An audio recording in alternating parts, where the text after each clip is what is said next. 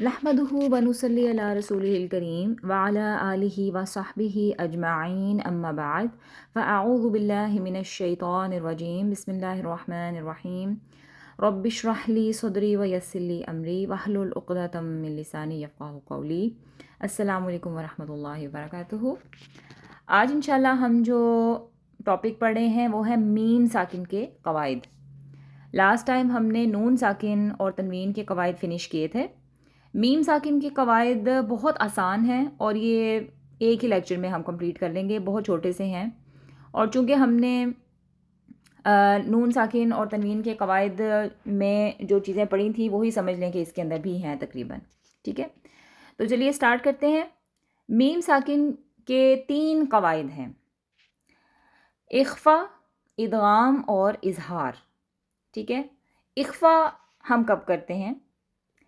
میم ساکن کے بعد جب با آ جائے، یعنی نون ساکن کے قواعد میں جب ہم نے اقلاب پڑھا تھا تو اس میں ہم نے پڑھا تھا کہ وہ حرف اقلاب جو ہے وہ با ہے۔ یہاں پر ڈفرینس یہ ہے کہ جب میم ساکن کے بعد با آ جاتا ہے تو ہم وہاں پر اخفا کرتے ہیں، مطلب جو آواز ناک میں جائے گی اس کو اخفا کی حیثیت سے لے کر جائیں گے، غنہ نہیں کریں گے، اور اس اخفا کو اخفا شفوی بھی کہتے ہیں۔ تو یہ یاد کرنے کی ضرورت نہیں ہے، اس کو ہم ایک مثال سے دیکھ لیتے ہیں۔ وَمَا هُم بِمُؤْمِنِينَ، یہاں پر جو میم ساکن کے بعد با آ گیا ہے وہاں پر ہم نے تھوڑی دیر کے لیے سٹے کیا ہے، ہم تھوڑا رکے ہیں اور ہم نے اخفا کیا ہے۔ وَمَا هُم بِمُؤْمِنِينَ سمپل ہے۔ اسی طرح سے وَمَن يَعْتَصِم بِاللَّهِ، یہاں پر بھی میم ساکن کے بعد با آیا ہے تو ہم نے یہاں پر اخفا کیا ہے۔ اس کے بعد جو دوسرا رول ہے وہ ہے ادغام۔ یہ کب ہوتا ہے کہ میم ساکن کے بعد جب میم آ جائے تو وہاں ادغام ہوگا، یعنی میم ساکن ہے اور آگے بھی اگلا لفظ بھی جو حرف ہے وہ بھی میم ہی آ رہا ہے تو ہم دونوں کی آوازوں کو مکس کر دیں گے، سیپریٹ میم نہیں پڑھیں گے، ٹھیک ہے؟ اور یہاں پر ہم غنہ کریں گے۔ وہ کس طرح سے؟ مثال کے طور پر الیکم مرسلون، یہاں پر دیکھیے میم ساکن کے بعد میم ہی آ گیا ہے تو ہم نے دونوں کی آوازوں کو ایک دوسرے میں مکس کر دیا ہے، مدغم کر دیا ہے۔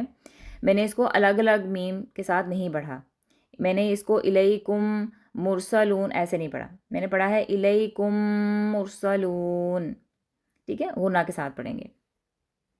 اور اس کے بعد جو تیسرا قاعدہ ہے میم ساکن کا وہ ہے اظہار۔ یہ بڑا آسان ہے۔ میم ساکن کے بعد با اور میم کے علاوہ جو بھی حرف آ جائے گا وہاں پہ اظہار ہوگا، ٹھیک ہے؟ یعنی وہاں پہ نارمل حرف پڑھا جائے گا عام طور پر جیسے ہم پڑھتے ہیں، وہاں پہ کسی قسم کا ادغام، اخفا، غنہ وغیرہ نہیں ہوگا۔ مثال کے طور پر لم یلد ولم یولد، یہ میم ساکن کے بعد یا آ رہا ہے تو ہم نے نارمل پڑھا ہے، نہ ہم یہاں پہ رکے ہیں، نہ ہم نے یہاں پر کوئی اخفا کیا ہے، نہ غنہ کیا ہے، ہم آرام سے پڑھیں گے لم یلد، ٹھیک ہے؟ لم یلد ولم یولد۔ اس طرح سے علم ترو، تو یہ بہت آسان ہے، ہم نے اس کو نارمل کر کے پڑھا ہے۔ چلیں جی، ہم میم ساکن کے جو قواعد ہم نے ابھی 3 پڑھے ہیں، اظہار، اخفا اور ادغام، وہ ہم دیکھ لیتے ہیں۔ سب سے پہلے جو مشق ہے وہ ہے اظہار، یعنی میم ساکن کے بعد با اور میم کے علاوہ کوئی بھی حرف آ جائے تو وہاں پر ہم میم کی آواز کو نارمل طریقے سے پڑھیں گے، ظاہر کر کے پڑھیں گے۔ پہلا جو اس کا لفظ ہے اظہار کا وہ ہے ہم فیہا، ہم فیہا، با اور میم کے علاوہ ہے یہ حرف فا جو میم ساکن کے بعد آیا ہے، تو ہم نے یہاں پر میم ساکن کی آواز کو نارمل طریقے سے پڑھا ہے۔ اس طرح سے لکم دینکم، ٹھیک ہے؟ اسی طرح سے لم یلبسو، اگلا لفظ ہے ام لم تنذرہم، تو یہاں پر میں نے ام لم پڑھا ہے، میں نے کوئی یہاں پہ اخفا نہیں کیا، کوئی میں رکی نہیں ہوں، یہاں پہ آرام سے میں نے یہ نارمل طریقے سے پڑھا ہے ام لم تنذرہم۔ البتہ تنذرہم میں جو نون ساکن ہے وہاں پر میں نے قاعدہ لگایا ہے اخفا کا، کیونکہ نون ساکن کے بعد دال آ رہا ہے اور دال جو ہے نہ یہ حروف حلقی میں سے ہے، نہ یہ حروف یرملون میں سے ہے، اور نہ ہی یہ با ہے، تو یہاں پر میں نے اخفا کیا۔ میں نے اس کو پڑھا ہے تنذرہم، ٹھیک ہے، نون پر میں نے اخفا کیا ہے۔ اس کے بعد نیکسٹ جو لفظ ہے لہم اجرون، ٹھیک ہے، لہم اجرون۔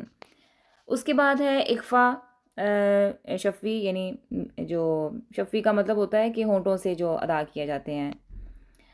تو اخفا دیکھ لیتے ہیں۔ اخفا ہم نے پڑھا کہ میم ساکن کے بعد جب بھی حرف با آ جائے تو وہاں پر ہم اخفا کرتے ہیں۔ تو اس کو پڑھیں گے ان ربہم بہم، ٹھیک ہے۔ ان کو ہم نے تھوڑا سا غنہ کے ساتھ پڑھا ہے کیونکہ نون پر تشدید ہے۔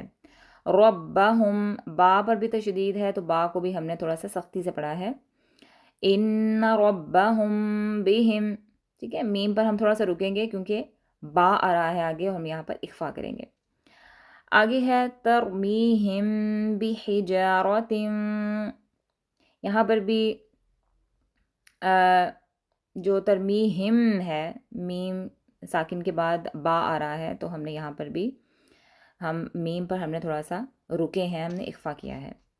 نیکسٹ ہے وما ہم بمؤمنین، یہاں پر بھی میم ساکن کے بعد با ہے تو ہم نے اخفا کیا ہے۔ فبشرہم بعذاب، ٹھیک ہے، یہاں پر بھی ہم نے اخفا کیا ہے۔ اس کے بعد جو ادغام ہے، ادغام میں ہم نے کیا پڑھا تھا کہ میم ساکن کے بعد اگر میم آ جائے تو میم کو میم کے ساتھ ملا دیں گے، ایک ہی آواز نکالیں گے، ان کے الگ الگ ان کو نہیں پڑھیں گے، مکس کر دیں گے ان کو۔ تو یہاں پر اس کی مثال ہے الیکم مرسلون، اسی طرح سے لہم ما یشاؤون، اسی طرح سے فی قلوبہم مرض، اور اسی طرح سے فہم معرضون، ٹھیک ہے جی۔ تو یہ بہت ہی آسان میم ساکن کے قواعد تھے، شاید جو لوگ قرآن پڑھتے ہیں ان لوگوں کو آلریڈی یہ پتہ ہوتے ہیں، ہو سکتا ہے آپ کو بھی معلوم ہوں، لیکن یہ ہم نے فارملی آج ان کو دیکھ لیا ہے کہ یہ جو میم ساکن کے قواعد ہوتے ہیں یہ کیا ہوتے ہیں اور ان کو کیا کہا جاتا ہے۔ تو یہی ایک تختی ہے جو کہ آپ کا ہوم ورک ہے، جو آپ نے اپنے ٹیچر کو سنانا ہے۔ باقی انشاءاللہ ہم اگلے لیکچر میں دیکھیں گے، جو کہ انشاءاللہ ہمارا لاسٹ لیکچر ہوگا اس کورس کا، تو وہ انشاءاللہ ہم کل دیکھیں گے۔ سبحانک اللہم و بحمدک، اشہد ان لا الہ الا انت، استغفرک و اتوب الیک۔